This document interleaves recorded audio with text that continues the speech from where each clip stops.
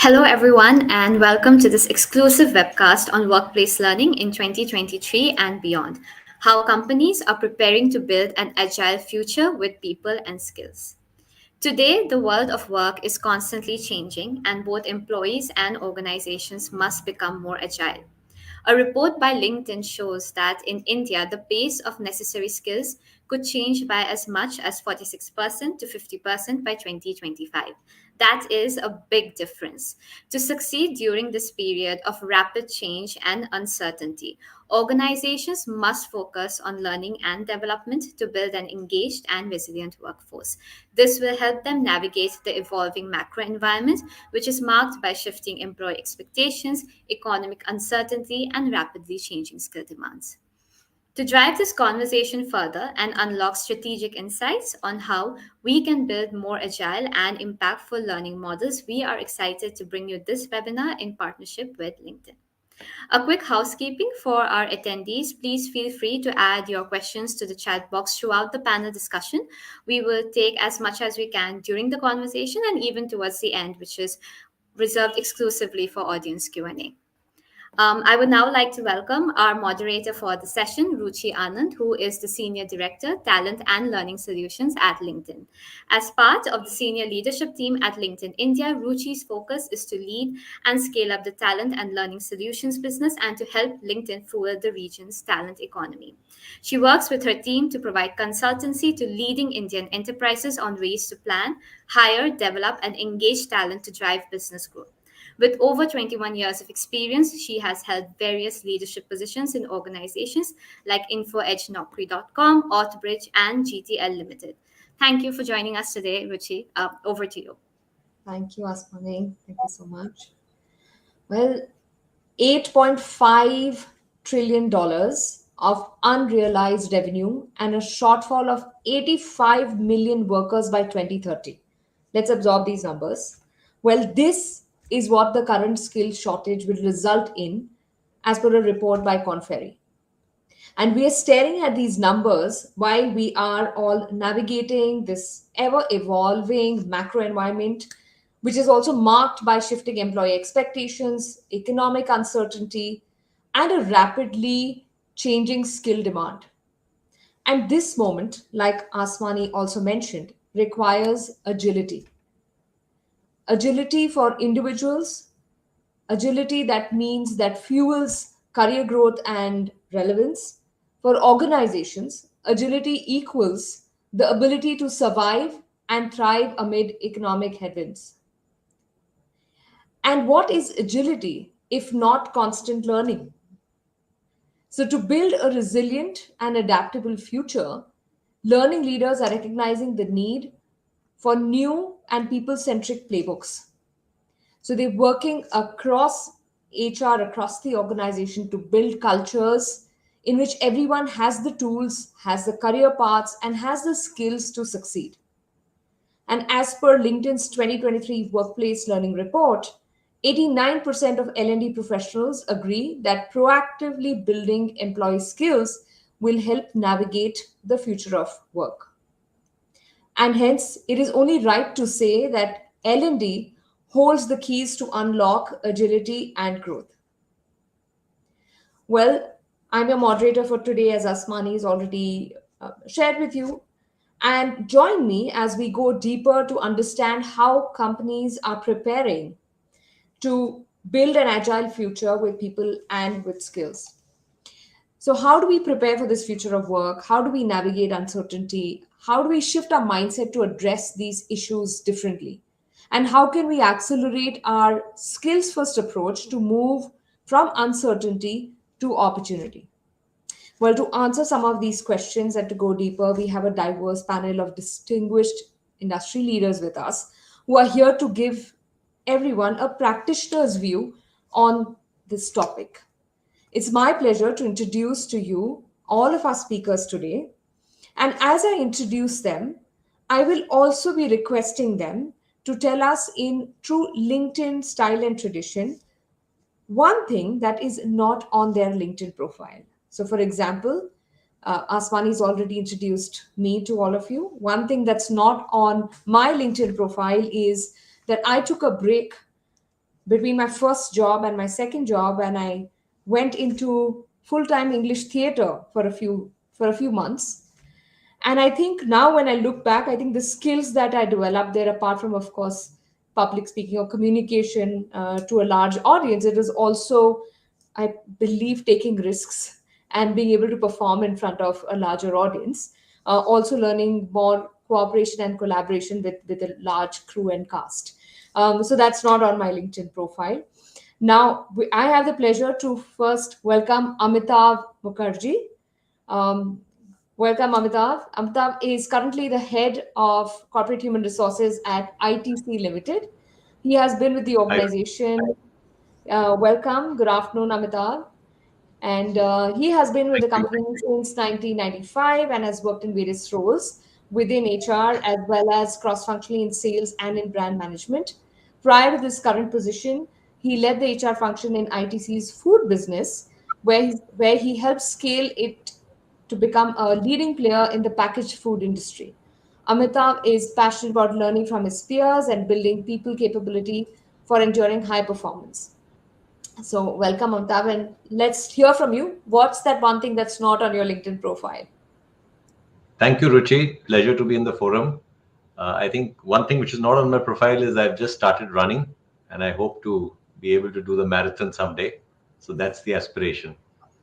Amazing. That's great to hear, and I'm sure you will.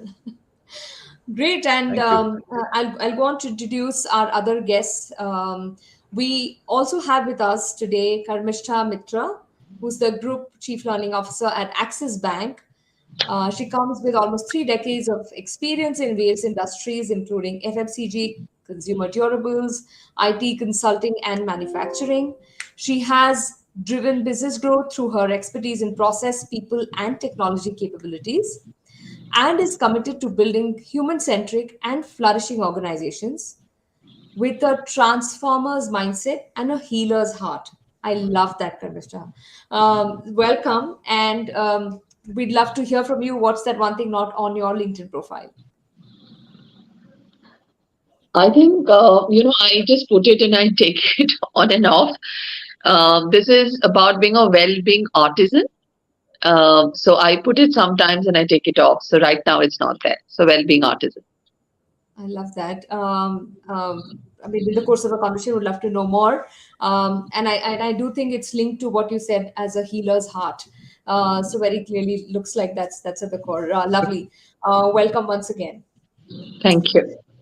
And with that, I'd like to welcome Shrikant Kara. He's the CHRO of Emphasis and has nearly 3 decades of experience as an HR leader, where he has established global standards for both large corporations and startups. He has spearheaded a wide range of successful people initiatives throughout his career, spanning multiple industries, including manufacturing, ITES, telecom. Starting his career at ITC, you can guess he's got friends here on the panel with Amitav here as well from ITC. Shrikant has worked for several well-known companies such as Aztec Software, General Electric, Capital International Services, Intel, Airtel, and HP. Welcome, Shrikant, and we'd love to hear what's not on your LinkedIn profile. Thank you, Janasa, and the participants, and Ruchi and Amitav. Well, what's not in my LinkedIn is I work with close to about 15 startups. I fund some of them. I also mentor some of them. So very, very passionate about technology startups across various technologies. That's basically not there in my LinkedIn. Yeah. Amazing. That's great to hear. And welcome once again, Shrikant. And finally, with that, I would want to welcome Nupur Tori. She's a seasoned professional with over 13 years of experience helping individuals and organizations reach their full potential. With a master's degree in education from Harvard, she currently leads learning and leadership development for Providence, India, where she's played a key role in building a learning culture by setting strategies and creating structures and processes. Her exposure to various industries has allowed her to challenge traditional views of leadership development and advocate for a far more holistic approach to prepare leaders for the future. She has also published and co-authored a book, Rethinking Asia: Future of Work, and how do we prepare for it? No wonder, we're all the more excited to have you here, Nupur, to discuss. You've also kind of authored this book. Apart from this, what is not on your LinkedIn profile? You're on mute. Good afternoon to everybody and my fellow panelists. I think what's not on my LinkedIn is that I keep dabbling with a lot of sports. So from basketball to my latest being horse riding is something that I'm very passionate about. Amazing. That's wonderful to hear. There's just so much of goodness in knowing what's not on people's LinkedIn profiles to get to know, a lot of the other passions that they pursue. So it's wonderful. All right. So with that, let's dive straight in, and let's get started. I think let's just start by first understanding at a very broad level, uh, when we look at the macro environment, macroeconomic factors, and how they play. Of course, they play a very huge key role to the way our businesses are shaping, and as well as a role in HR. There's no denying that the last few years has really been a time of dramatic transformation. It's been really in terms of how changed the way we work. Hybrid work is now the norm. Significant talent and skill shortages, like I mentioned in the beginning, continue to persist. And employees are demanding more from their employees, and are prepared to leave if they do not get it. So there's also about talent retention, as well as how do we focus on, of course, growth. So while we are also on one side foreseeing, we hear economists talk about a recession coming in from the US with the spillover effect on our economy. There are positive as well as negative impacts. So let me ask, Amitabh, let me start with you. Would love to hear from you. How do you anticipate this macro and micro factors that are affecting the HR function for your industry? And how are you really thinking of prioritizing strategic investments, keeping this in mind? Let's hear it from you first. Hi. Thanks, Ruchi. See, the pandemic and the post-pandemic environment, we have seen dramatic change in the employment market. For one, there's been a rapid escalation of deployment of digital in every facet of our lives. We have seen it in the value chain, in across the businesses which we operate in, and to the extent that it's become a platform skill, and most individuals who you pitch your company to, or those who stay with you too, are all interested in knowing how can I use digital and data and analytics to improve efficiencies, how do I reach consumers better, how do I improve consistency and quality of the final product, so on and so forth. So there's this huge emphasis on what is the organization going to do to uptrain me or upskill me on digital skills. So that one clear trend, at least we have encountered. I think the second trend which I see is increasingly younger folks want to do roles where they have visibility of the full spectrum of the value chain. They want to do business roles early, and therefore you see folks leaving for startups or starting their own entrepreneurial journey. So that's a huge area of opportunity, I believe, because sometimes large organizations like ours, which are entering new businesses or building brands, can actually craft a winning proposition about building new businesses. Mm-hmm. Of course, some folks may still find value doing that outside, but that's clearly a trend which I have noticed. And I think the third thing which I would call out is learning is increasingly becoming very bespoke and customized. So people are looking at very personalized solutions to learning.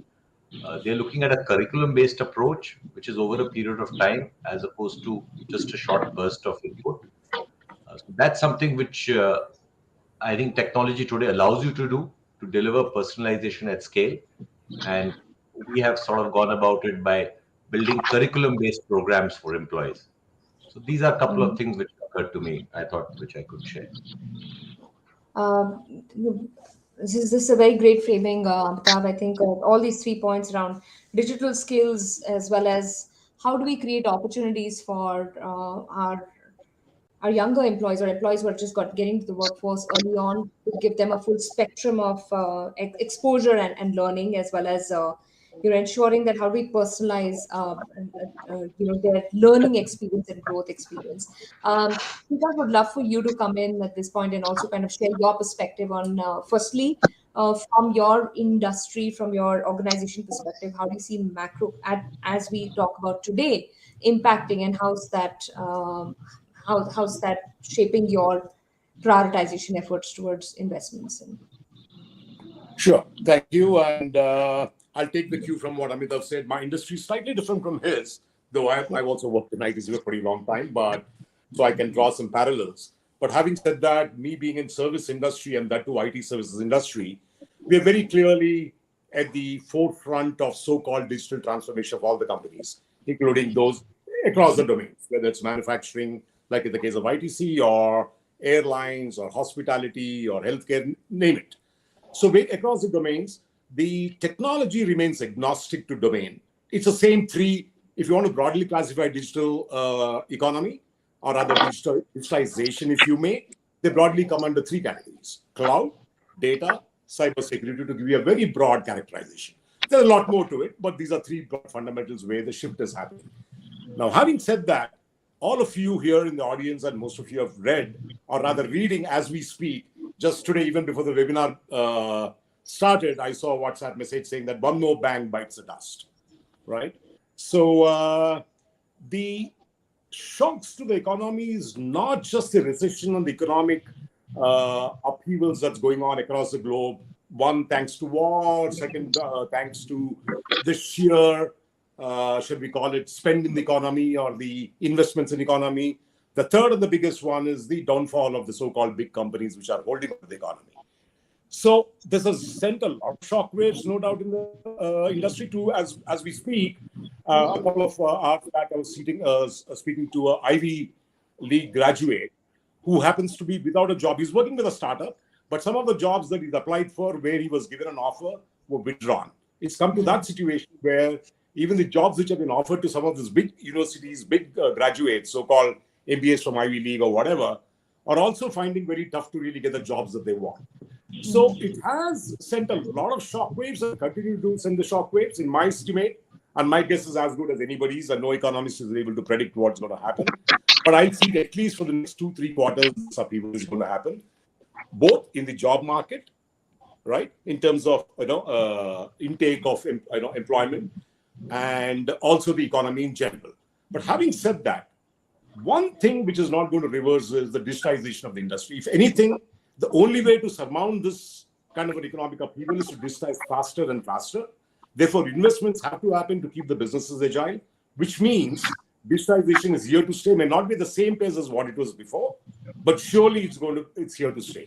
So to that extent, as Amita pointed out, not just manufacturing people or healthcare people or particularly our own industry, undoubtedly skilling and upskilling yourself and becoming more digitally savvy is a way to go to, is a short way to survival. Let's put it that way in tomorrow's market. So that's broadly where it is. But yes, there are shockwaves and many more shockwaves to come in the near future. Yeah, I couldn't agree more in terms of one thing that can't be reversed is this the whole focus and the digitization that's there. And Karmista, would you want to just come in here and give us a view from a banking perspective? And I know Axis Bank has in fact been in the forefront in terms of the way even as employees, the way each of you have apps for everything, the way everything is digitized, the way you kind of reach out to customers, the experience that's there. But how's this? I know, and Axis Bank has been on that journey of major transformation from that perspective. How is the current environment really impacting that? The whole journey that's there, the investment, skilling, upskilling.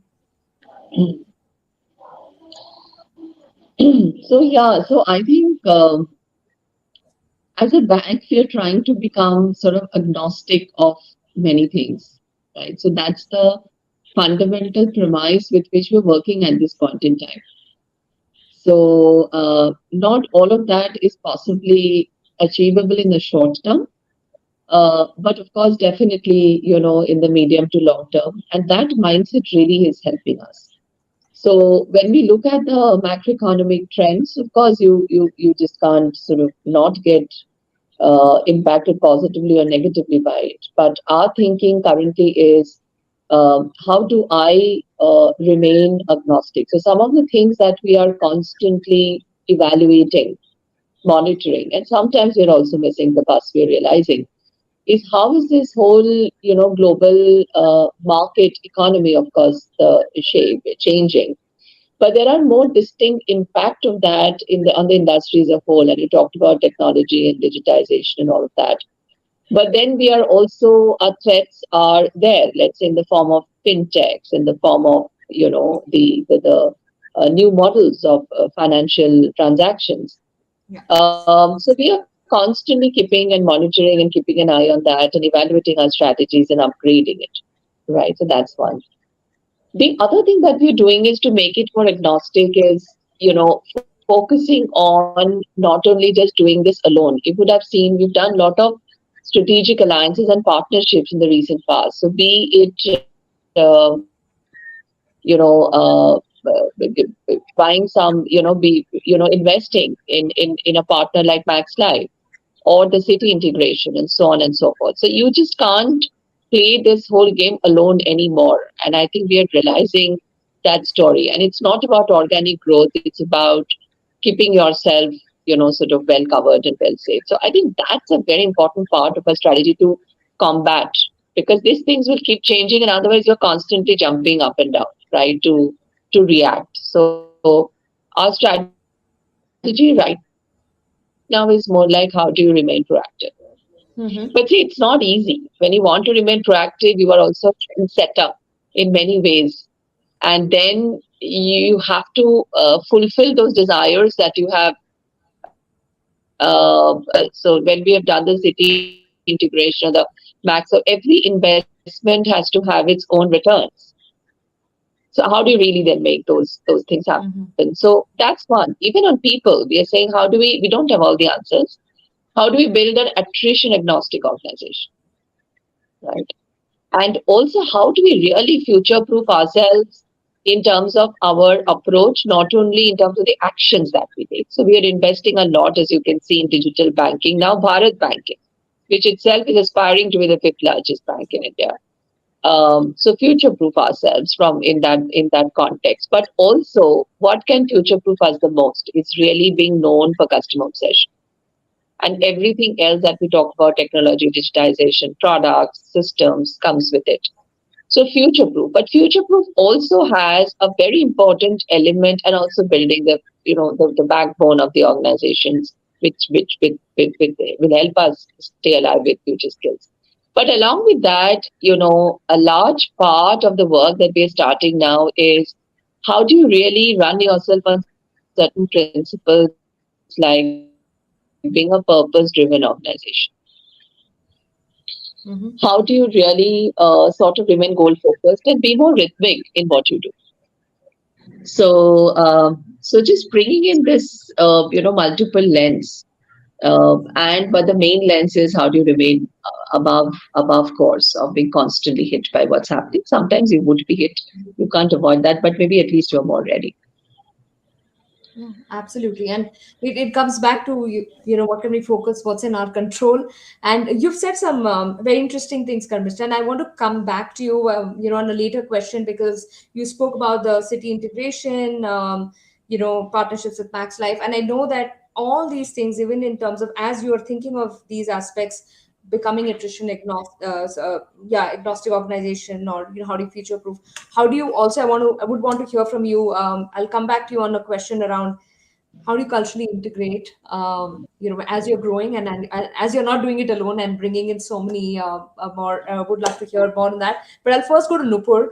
And Nupur, why don't we actually go deeper to understand a little around, and specifically when we talk about your organization, come from a very interesting, you're actually disrupting the healthcare sector in some sense with technology, as an organization. And your Providence India is actually building a very tech enabled health ecosystem. So lack of relevant talent, I'm sure, continues to be a main hurdle for when we look at across health tech industries. So what I would want to understand from you is that, to overcome such challenges, how do you really make sure that your team, your function within L&D as well as talent acquisition is working closely together? Because there's another data point I wanted to kind of bring up, that as per our latest LinkedIn's workplace learning report of 2023, we've seen that 58% of L&D professionals are working more closely with their HR peers as compared to only 48% last year. So we're seeing that also go up more and more, where it's more and more integrated. In fact, 72% of L&D professionals say that their role has become much more cross-functional, compared to the past year. So I would love to hear from you, how you aligning with other functions and how do you tackle these bigger issues when it comes to attracting talent, the skills, if I may say, skills gap that you are seeing, and especially in terms of, does it make a difference in terms of which city and where you're attracting talent from? Sure, Ruchi. So I think the context has been set, right? Digitization, and that's what really even gave birth to Providence in India back in 2020. So we're a young organization to a 165-year legacy that we were sort of bringing to India for the very first time, a global footprint. And I think one of the trends that we're seeing is, and what Shrikant was referring to, is that domain doesn't matter anymore. Digitization, our skills are not domain specific, but it can be applied everywhere. So as a first mover to the industry of the whole health tech space, and especially in the whole provider space, when I mean in the hospital space in India, we definitely had our challenges. And the first being, while we attract engineers, data scientists, cybersecurity specialists, was, do they understand US healthcare? And very beginning, I think it was an internal drive to build the Healthcare Academy in Providence, because when we looked at the global, they all came from the domain, and to really understand the fundamentals, to be able to strategize, think about products and services that we are providing to Providence in the US, we really had to understand the fundamentals, and it's very different from the Indian medical system. And when we were born in COVID, there was very limited interaction. None of us even traveled to the US for 2 years to even see what a hospital of Providence looks like there. So we built a whole Healthcare Academy, and to the partnership, it was really the business leaders who led the way in visualizing in terms of what are the primary fundamentals required, what would be the first, what we have, what we call the Healthcare Learning League 101 certification that all caregivers, we call our employees caregivers, should be going through, and then what could be those advanced courses based on the areas that they specialize and go to, should be moving into. So we've created the whole Healthcare Academy, which has even won the ETHR award last year. We even built like a VR experience to immerse our Indian caregivers to a hospital experience of what a patient experience looks like. Mm-hmm. So that very much on our onboarding day, they're able to relate when they come to India what the US has to offer. So that's one of the ways that we're integrating. I think with talent acquisition, again, campus being a huge part of it. We have a 6-month internship before they come to us as full-time employees, where we again ensure through a very strong boot camp experience to talk about healthcare, build the necessary technology fundamental skills that we see as gaps, and especially a lot more investment into the data and cybersecurity space, because that's where we see the gap between the universities and the skill set that our organizations are looking for.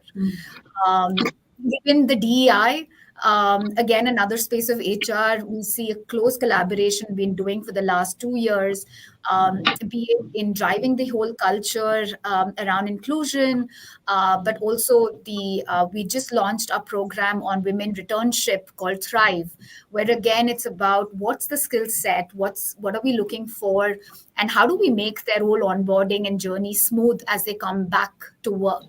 So these are some of the initiatives that obviously there is a future focus of building a talent space.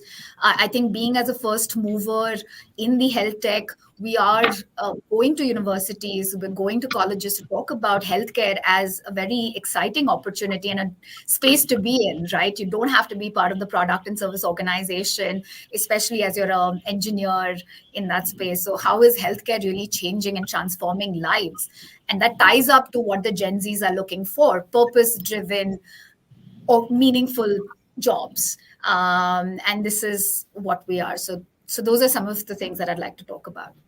Yeah, that's great, Nupur. And in fact, that reminds me the point you just made on women returnship, where you're focusing more on skill sets in terms of what they can offer, or what experience they've had from a skills perspective, rather than where they've worked or they've studied. In fact, one data point that came to mind is, if we go with a skills first approach, the especially the talent pool in India opens up 12x, and it actually opens up much more for women from that perspective, because that kind of is that's the way for us to be able to unlock open talent pools, bring in more people back into the workforce, especially when we're looking at the falling graph of women in the workforce. So that's great to hear, and great to hear even about the way you are building or bridging the gap between campus, after campus, to one day how can they get ready once they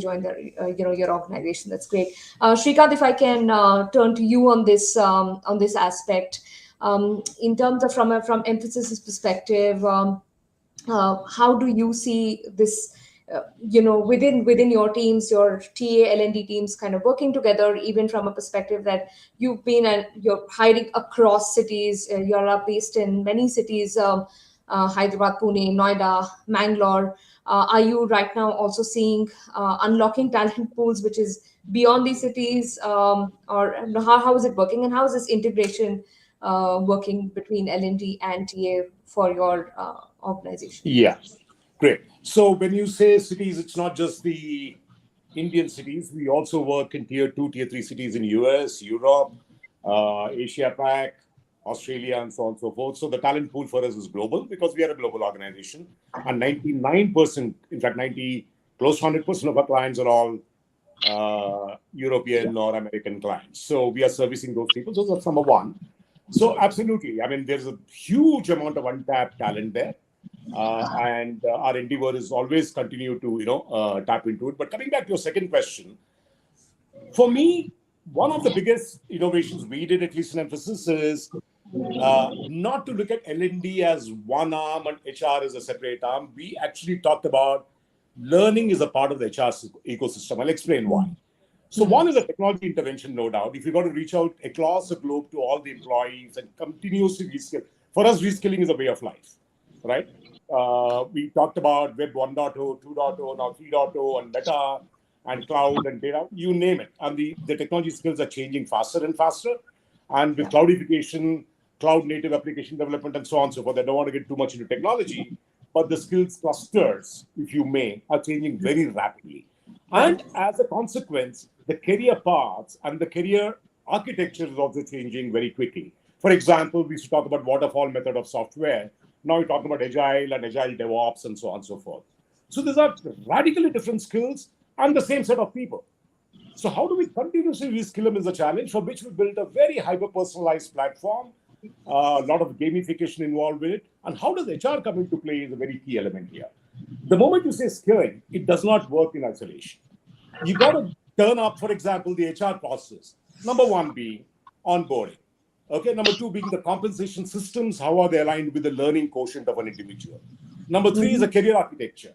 How do you design career paths and hyper-personalize along the career paths how a person's skilling is going to develop along the career path? That's again an HR job, right?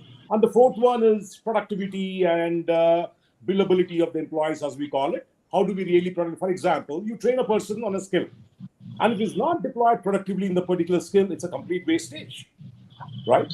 So HR has to play in tandem. All the HR tools that you're talking about, from onboarding to exit, has to go in tandem with the learning process, or the learning quotient, as I like to call it. How do you map it? And what are the tools that you use is a very critical. And that's what we did and continue to innovate on it. For example, we call it Talent Next, which is a gamified, let's put a fun element in it. We call it game coins. Every skill learn you earn, we give them what you call learn coins. The learn coins can be or rather, capitalized by a certain token amount is given to a learn coin. So a person earns money. So there's a fun element to it. There's an incentive to learning. There's a productivity to learning. There's a compensation element linked to learning. So this ecosystem has to work in tandem, and that's the future of HR in my view. It's a hyper-personalized HR practice itself, which is going to be evolving soon. And that's what we're trying to attempt to do. And I think one more innovation, just quickly to talk about, is what we call Geek Cloud. So once you learn something, he may not get the job, but in between, in the interim, how does he practice those skills? So we throw something on the cloud platform, internally built cloud platform, where problems are thrown, where they can utilize the skill to solve the problem, say a Java skill, say a data skill, and so on and so forth. So this whole ecosystem has sync together, talk to each other, and it's part of the HR. And I do not want to talk about L&D and HR separately anymore. That's broadly what it is. No, absolutely, Shrikant. I think you, especially what you actually spoke about, this practice skill, I think that's such an important element in the whole learning to growth journey. And in fact, that's what I think in an earlier conversation we were talking about. It's actually everyone's a chief growth officer and not just a learning L&D, because ultimate aim for our employees is how do we kind of get them. And once we are getting them on that learning and skilling path, this aspect we just spoke about, how do we create opportunities for people to be able to practice and apply those skills or competencies that they've been learning? How do we get them ready? I think that's an excellent point. Thank you for bringing that up. In fact, I do have a lot more questions, but I'm already seeing a stream of audience questions that have already started coming in, and I think, let me just pause with my questions and bring some of these in, and then I keep it open to, if any one of you want to just answer these. So I'll just go with there's one question on how do you ensure that learnings from a training intervention sustain over a period of time. So yes, it's just, that's also a very important one to understand. How do we make sure it's not just we just started off, but how do we kind of make sure any one of you, maybe Amitav, maybe if you want to kind of share. See, for digital, online programs, we have a system of certification. So you complete each module and you sort of, at your pace, get yourself certified about the learning, and that's one way. I think the secondly, more important is we have the appraiser or the supervisor make a commentary about what learnings were transferred to the workplace by the employee post participating in a learning program. And third, we have found that it has to be 360 delivery. So it could be an on-premise workshop, it could be a workbook where you record what is changing in your practice. It could be a digital tool which keeps track of whether you're demonstrating that behavior, or is a digital tool which helps you look up and understand and appreciate something which you may have missed during the program or you can't recollect. So in our assessment, I think what works best is if it's continuous, if it's at multiple touch points, and if it's reinforced by folks who are also to whom you're accountable for performance. If they ask a few questions around what has been your learning from training, it makes a big impact. Great, Amitav. I agree specifically on reinforcing and multiple touch points as well. Also, I think that goes back to the point in terms of the role of people managers in ensuring that the application and learning and sustainability how do we sustain this learning is important. Anyone else wants to just add more to what Amitav has just shared? Very quick point. In fact, again, taking a cue on, Amitav did talk earlier about personalization. I call it hyper-personalization. Let's step back a little bit. So what do you mean by sustenance? First of all, are you giving the right training to the right horses for courses? Are you training the right person for the right skill? That's why I remember when I talked about career architecture, what personalization does is just creating the right algorithms. Again, I don't want to talk about major ML and stuff like that. When you have a career cluster, or rather a skill cluster, and what skill is he applying at his job, and we have a training platform which works along with the projects, saying that, okay, he's working on a Java cluster, say, for example. In that particular cluster, which skill is he implementing, and quickly push that program through the platform for that particular individual, it becomes relevant. When it becomes relevant, there's no question of sustenance anymore. So let's kill the root cause of giving the right skill for the right person at the right time, rather than training something, for example, a testing guy being trained because the sexiest thing to talk about is machine learning. What's the point of teaching some machine learning or something to a testing guy and seeing that it's not being sustained? So let's not do that. That's why hyper-personalization or creating a platform, which is a smart platform, if you may, that is very critical to ensure sustenance. So I'm going one step further up. So that's a big point. Yeah, and to build, I think, both the points, and just to build further.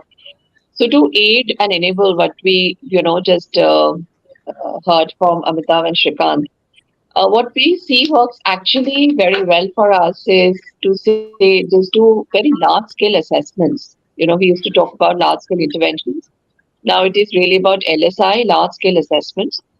And so that who needs what. And of course, it has to be based on the skills taxonomy or the skills clusters that your business require. So that's one on the skill side.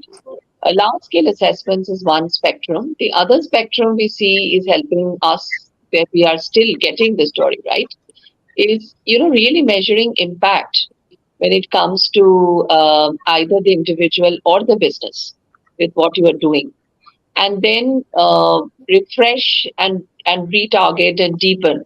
But then you can focus on specific. So one, hyper personalization through the assessment and your skills and other things, but also solving problems, which is through measuring the impact, where you have areas, which geographies, which individuals, which clusters, etc. So these two spectrums, start and end. The other thing that we see is becoming very, very important is, like sales is intense, is effort intensive. So is learning, right? These are not things which people love to do naturally. So hence we see a strong role of linking recognition with learning, and also consequence management, where we both are important. So and finally, I think even the supervisors, like we talked about, what we started doing is really categorizing supervisors again through assessments, which now helps us clearly see the ones who are what we call green, white, and orange clusters, who are really doing well in important parameters like behaviors, retention, productivity, and also customer related details, and also skill index of their entire set of employees. So we have defined benchmarks for each of these 5 elements, and they get again assessed through internal and external data and processes. And we are being able to categorize it, and very beautifully, when we outcome that we see is when we match it with really the individuals who are in green, white, and orange with respect to their business performance, they're absolutely matching. The good news is we now know which behaviors we need to target to improve productivity, which behaviors we need to target to improve retention. Not only skills, but also behaviors, right? So go a little deeper. And what are the other enablers that they sort of require? So I would say assessment, impact, recognition, consequence management, and also segmenting talent constantly gives a lot of, and passing that accountability to the leaders to now correct it and leverage it and improve it. So if you have a talent segment, say today you have 45% of your talent orange and 15% green. So now you as a leader take charge to change this, and we'll have a leaderboard. One of us talked about gamification to be able to measure, monitor every quarter, right? So then it is not an HR or learning team's problem. It is an organizational activation of really making things happen. So it is, how do we play a 3 or 4 pronged or 4-dimensional game to get the story sort of cohesively together is where the fun lies, but always not the easiest to crack. But I think if we keep getting there and peel off the onion layer by layer, you start seeing results immediately, and over a period of 2 to 3 years, suddenly you've contributed to that transformation handsomely. Mm. No. I think you've shared this very, very well, Karmita. In fact, the next question is you partly answered it. Maybe if you want to add, and then I'll ask Nupur to answer this one as well. So Neha Bagh asks us a question on would love to know the best practices in calculating the ROI of L&D interventions. And to me, some of the things that you've already just shared, Karmista, is actually about the impact rather than the ROI or return on investment per se. It's obviously tracked by impact, but I'd let you maybe add to what you've already said. If there's anything else you want to Yeah. add to Yeah, this so question, and then just to make it really easier. So yes, we do track performance productivity improvement. So we say if because we have linked our skills to our KRAs, especially for the frontline roles. See, they are the largest in numbers, they're bread and butter winners, and easiest to do because the KRAs are also sort of mass and it's easiest to do, but very simplest to do, but very high uh, return on effort. So we have linked the KRAs to the skills of these individuals, and then we see if they're linked to KRAs. So then when you really see who is the hyper personalization part of it, so who is really struggling on which skills and what, and of course that's impacting the KRA of that person. Then you train the person, develop the person. Since we do this process, we have taken the accountability of sort of saying that what percentage of people are meeting at least 80 to 90% of their target quarter on quarter. That means over every year. So we are tracking and monitoring that very actively. And not only do we measure the output matrices, we do measure the input matrices and the customer related areas, because as a learning team, I think that Nupur talked about, it is a collaborative effort, right? And you talked about it, cross function. So everyone is into it. It's not us doing it, but we are really sort of the anchoring. So one is that performance and productivity. Second, I think the talent story, right? Across levels, how is the quality of your talent sort of improving year on year? And continue to track, measure, monitor over the next 3 to 5 years. You may also like to create some few talent section as role model talent, right? So one is talent as a whole for critical roles, talent movement in critical roles. But there are some roles where if you sort of make improvements, you bring a distinctive change to the organization, right? And it's like it is a multiplier effect. So find that one or two or three roles, and maybe there are, depending on the size of the organization, a certain number, but typically they would be 10%, or they'll not exceed. The overall number of people holding those roles is about 10% of the organization, and the number of roles would possibly be 5, 6, 8, 10. So these are your roles which can bring in a lot of value back. So again, how are you really seeing the whole role modeling and business unit? And this is more on the business unit.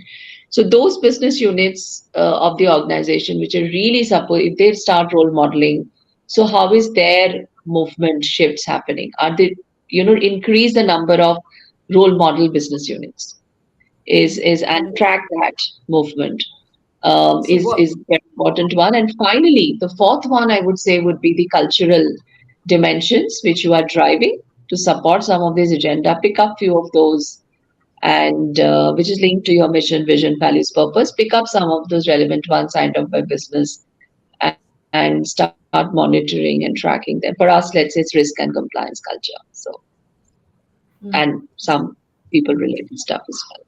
Yeah. So what I'm hearing from you and the other questions that are coming also a lot around how do we align these to meaningful business outcomes. And what I'm hearing from you is is going back to a lot of output metrics rather than just input metrics. It's really about aligning to businesses. Nupur, anything you want to add specifically? Maybe just take these two questions. You can answer them in one, which is more around the ROI question, which Neha's asked, and I think Kanika Goyal's asked another one around how do we translate learnings into meaningful business outcomes.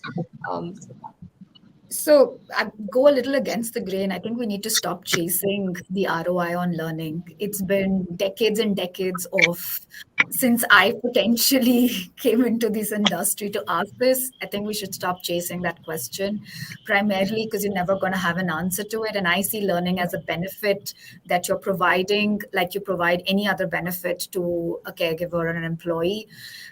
It's a very long game. We all know that any sort of immediate effect is going to be very difficult to track, and now we're only fooling ourselves. So maybe going against the grain, but I'm going to say it that I don't really believe in measuring it. And what I like though is to see the impact to solving a business problem, right? And that's where, when I'm designing learning journeys or programs here, it's more about what is the problem that I'm trying to solve. So if cybersecurity readiness is a challenge that my team is facing, and they're saying it's taking 9 months, what kind of a program am I going to be helpful? And that if that readiness shifts from 9 months to 6 months, that's the ROI of my learning, right?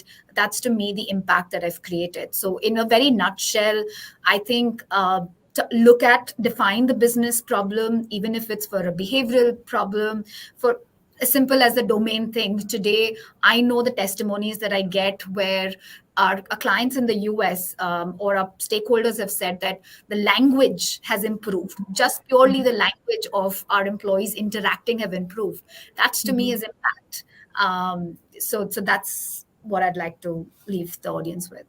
That's great, Nupur. Thanks. And Shrikant, maybe I want to ask you this question because what Nupur just said, yes, absolutely, it's about going against and not just measuring ROI, but the benefit. In such a case, and I'm going to bring in, I think there is another question by, is it Manish or Akshita, around if this is the case, then how do we justify to the exec staff or to our CFO or to the other rest of the business leaders in terms of the business case, right? Yeah, I think that's the question. What's the key steps on building a business case for L&D? Yeah, so maybe linking to that, because if we are not talking ROI language in a way where it's more impact, but that's, I mean, all of you are giving a practitioner's guide to our audience today in terms of how do they take this to their management. Yeah, good. In a way, Nupur touched upon it. It's availability of a right skill at the right cost at the right time, but itself, is an ROI in itself. But having said that, I'm also turning against the grain.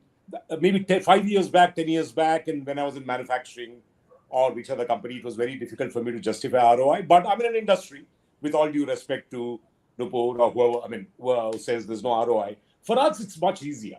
We are a service industry. We bill employee per hour. It's straightforward. So for me, ROI is very easy, particularly with the digitized platform where data is flowing.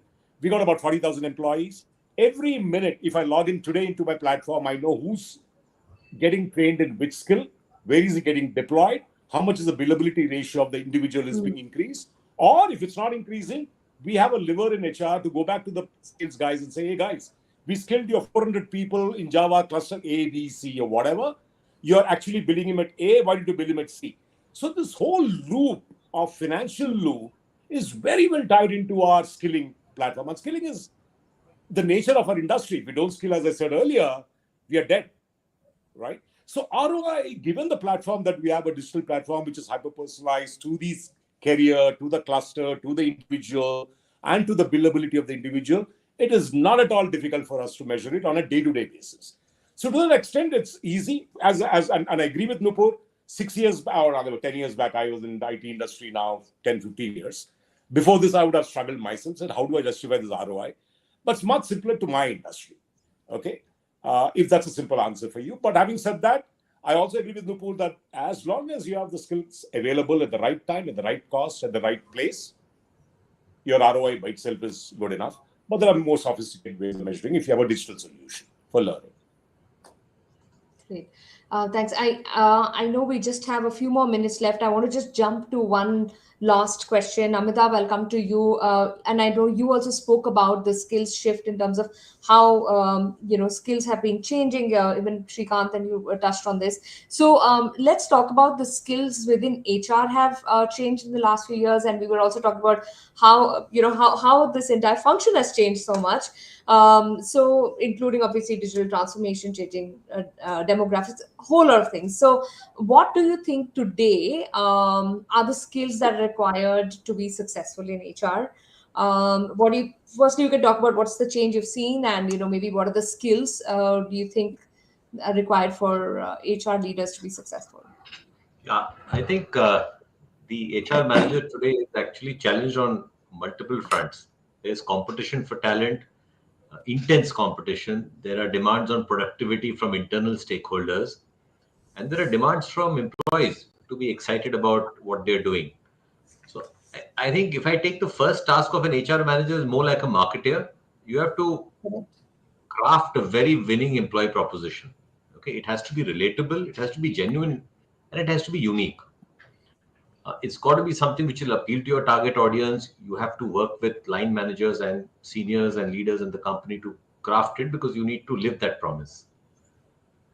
Coming with crafting is communicating it, not just to the external environment, but also internally, to keep folks excited about what the organization has to offer, what are those unique learning opportunities or career opportunities which the company presents. So I think that's the selling part, the marketing part. The second is the perspective from an accountant about productivity and efficiency.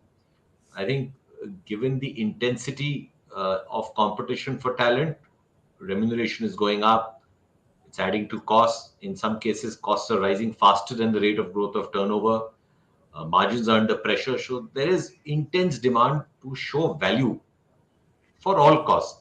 Similarly, the same is the ask on people costs.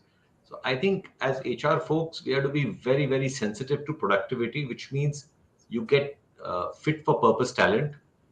You ensure that folks who are highly rewarded are actually doing meaningful jobs and making an impact disproportionate to whatever costs are involved. So there is a better value equation. And what can you do as an HR person to drive automation and digitization within the company, so that you can reduce a lot of non-value adding work, or you can outsource it, or you can manage it differently. And the last dimension is about employee experience. I think all of us in our personal lives have also got so familiar with convenience and having things on the go, on demand, being able to track things, being able to get instant gratification in some sense. I think employees expect the same in the internal world of an organization. So how do you create a wow employee experience, whether it's terms of benefits, career conversations, uh, compensation plans, the choices they may have in skilling themselves? That whole composition goes a long way in creating that winning proposition for employees. So I think HR folks have to sort of master themselves on multiple dimensions.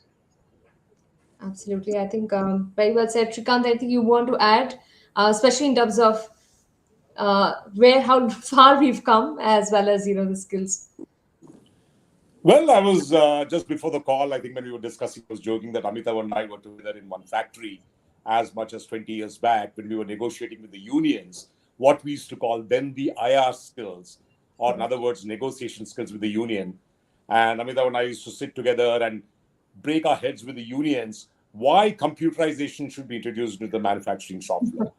It took us months and months together to convince them that it's not going to take your jobs away. To today, I really wonder if any union leader or anybody comes and asks you, why should there be a computer in the organization? So Amitabh did touch upon automation, but I'll broadly, quickly summarize my view. I think fundamentally HR is there to create three things in an organization. Build, number one, capability, which we were all talking about. Two, capacity, which is organizing structures, processes, automation, what have you. So capability, capacity, and third, and the most important thing, culture. Okay. For example, when we are talking about in our industry, learning culture is the key. So how do we define a learning culture, which I talked about, hyper-personalization, HR ecosystem, and so on, for which there are sub-skills broadly. Number one, all HR people need to have the business acumen, right? So any HR initiative without having the business impact, and I think many of you touched upon it. Nupur talked about it. Sharmista talked about it. Amita, of course, touched upon it. How does it make a business impact? Whether through the capability, capacity, or culture is something we got to have very clear understanding of where the business is going, whether its margins are improving or not improving, ROI you talked about, and so on. Second one is technology skills. When I say technology skills, you don't need to be a technologist. You got to have two fundamental aspects of technology skills: process reengineering skills, redesigning a process and making the process more efficient, and design thinking skills. So when you're talking about hyper-personalized platform in HR or talent or skilling or whatever, explain to the technology guy how you design the system. At least that skill you got to have. Having, for example, to conducting a design thinking workshop, right, to come out with a solution. The third one, and the most important thing, is data skills. Okay, again, some of you touched upon it. Yeah. You don't have to be a data analytics expert, but able to infer from the data and gain insights and decisions from the data is a key skill that the new age HR person has to learn. That's broadly it is. Amazing. Yeah. We are almost at time. Nupur, Kardista, any quick last words on skills? And this has been like an amazing, a lot of takeaways so far. Nupur, do you want to add, and then Kardista can bring us home? I'm good. I think Amitabh and Shrikant have said a lot. Can you hear us, Kardista? You've just messaged. You're in mute, Oh. Samisha. Yeah. We can't hear. I think our connection is okay. I'm conscious of time. We're at time. This has been really so powerful, action, power packed, I would say. So many nuggets. I've taken down a lot of notes, and I'm sure the audience has taken a lot of takeaways. We've tried as much as possible to balance the questions that have come in from the audience, as well as what we had for all of you. All I would say is that definitely this is the time, like we spoke about agility. This is the time that this is the time to shine, and as well as advocate learning as the engine for growth, as well as to stay agile and keep growing. So with that, I want to thank all of you. Thank you to the audience. Thank you to all the speakers. It was a great conversation, and all the very best. Thank you. Thank you. Thank Enjoyed you it. so Thank you very much. much. Thanks. Thank you. Thank you. Thank you, Vaswani. That's